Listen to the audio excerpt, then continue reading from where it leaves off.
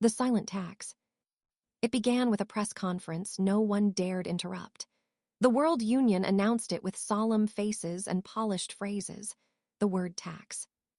Every citizen, rich or poor, was allotted a daily ration of words. Speak more than your allowance and the fines would crush you. Fail to pay, and your home, your savings, your future were seized. At first, people scoffed. Then they saw the punishments. Families evicted.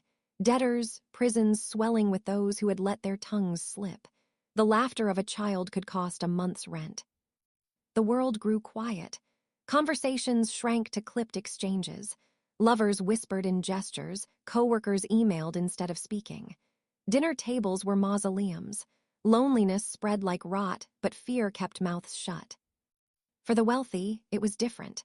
They could purchase rollover packages, untaxed word hoards, stored like gold. Politicians and moguls drowned the airwaves in speeches, while the poor counted syllables before answering their children. The cruelest toll fell on bobbies. Infants wailed by nature, their cries devouring family quotas.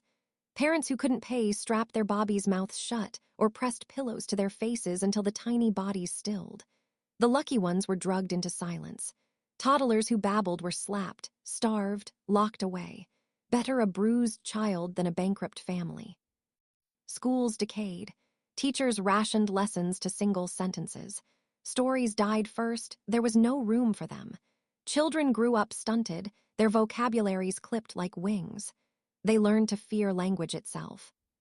The silence thickened with years. Streets once noisy with chatter became eerie corridors. Churches went wordless. Weddings reduced to a nod, funerals to a tear. People began to forget the sound of their own voices. And yet there was no revolt. How could there be? To organize, you had to speak.